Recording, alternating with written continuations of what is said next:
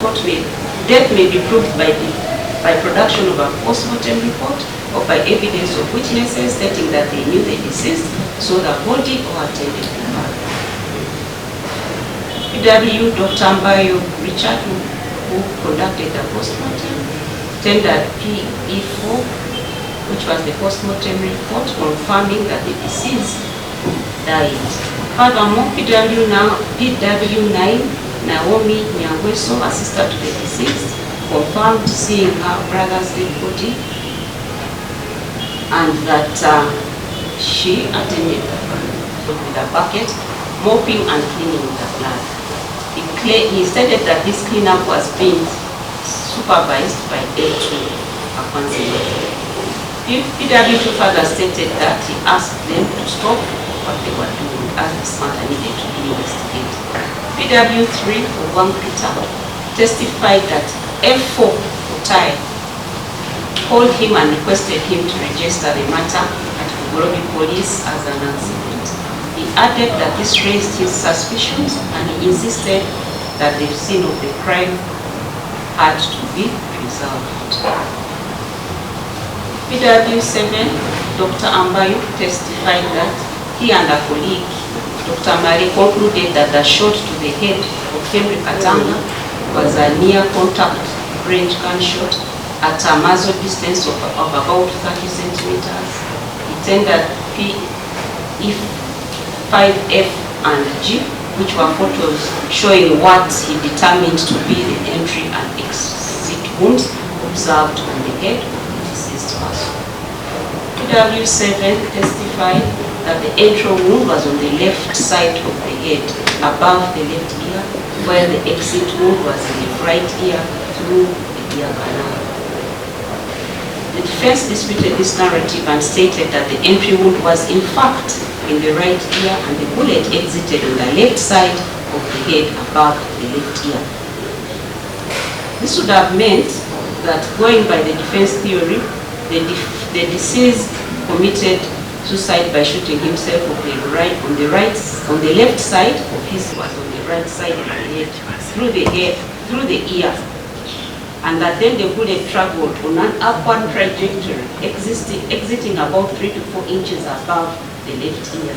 It would imply that the deceased shot himself after angling his neck towards his right shoulder.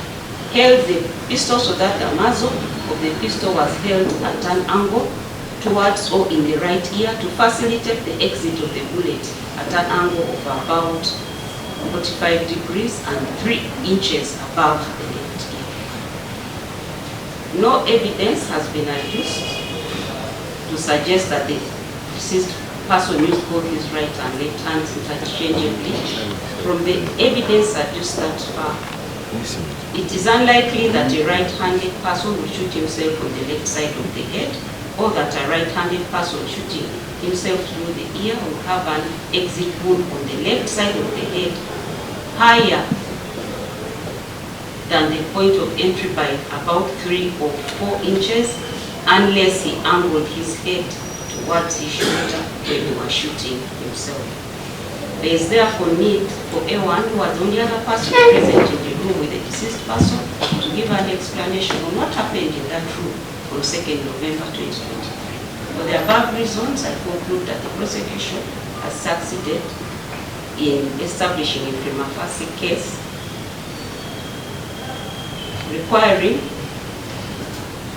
A1 to offer an explanation into the circumstances surrounding the demise of the late Henry Katanga. From the prosecution evidence, the demise of the deceased points to her injuries. Whereas I totally agree with the defense counsel that A1 as an accused person was under no obligation to assist the police in her evidence. Her conduct presents various pieces of circumstantial evidence, which when pieced together form a chain with the inference that A1 is responsible for the death of Henry Katanga. She requires to explain herself on that account. In addition, When A1 together with A2 were at Moroe Medical Center, it was reported that A1 had suffered a road traffic accident. At IHK, a car crash was reported. This is contained in P101 and P103 respectively. This corroborates the testimony of PW3 that A2 and A4 requested him to report the matter as a traffic accident, which he declined to do.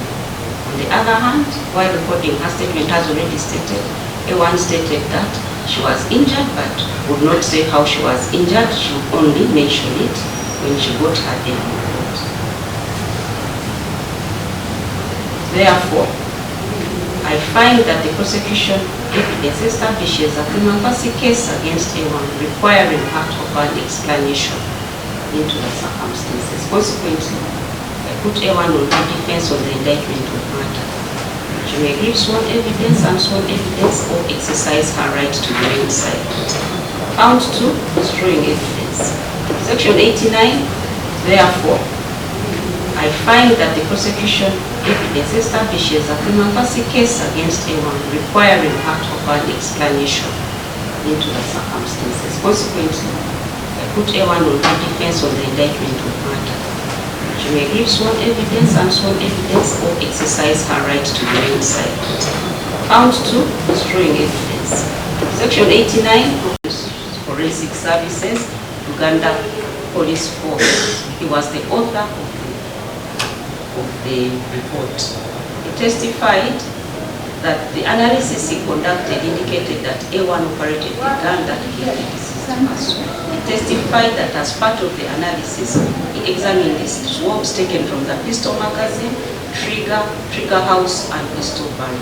He further testified that he found a mixed DNA profile of at least 3 individuals on the trigger and trigger house, with A1 being the predominant contributor, while the deceased and A2 were minor contributors.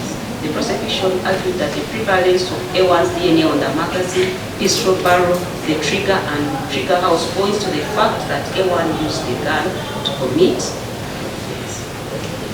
Defense counsel discredited the DNA report and asserted that being members of the same household, the possibility of secondary transfer of DNA to the gun, other than touching it, cannot be ruled out. At this stage of the proceedings, the prosecution is not required to prove its case beyond doubt. The finding of this court that considering that the gun was not registered to the deceased person, that the gun was registered to the deceased person, it is no wonder that his DNA was found on the gun. However, the existence of A1's DNA predominantly on the parts of the gun used for loading and firing the gun requires explanation from A1 on how her DNA was destroyed by the accused persons. In my view, considering the circumstances under which the death of the deceased were caused, position of the body, blood stains, the gun used, and its position with all the scattered components were relevant and were required to carry out investigations into the circumstances of the death of the deceased. Removal of the body from the bed, placing the components of the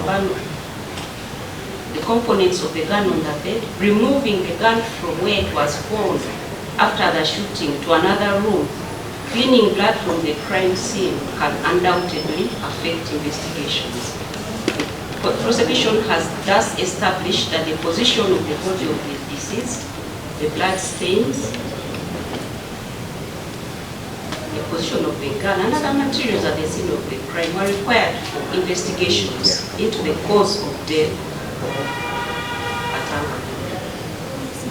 2. Knowledge that the thing is or may be required in a judicial proceeding. Knowledge normally includes the state of mind of a person who shuts their eyes to the obvious. Suspicion on reasonable ground that the activity in question was an offense is insufficient proof of knowledge. Knowledge connotes something more than recklessness. A person can be said to know something if they are absolutely sure that it is so, while being reckless means merely taking unjustified risk. Willful blindness can equate to knowledge in some circumstances. That again is different to recklessness. see Halsbury's Lords of England, 5th edition, again begin to call, wondering why Henry Katanga had not come down for breakfast. It is thus my finding that the accused persons each have a case to answer in the respective counts, and I hereby put each of them to his defense. They have the option to give sworn evidence, or to exercise their constitutional right to remain silent.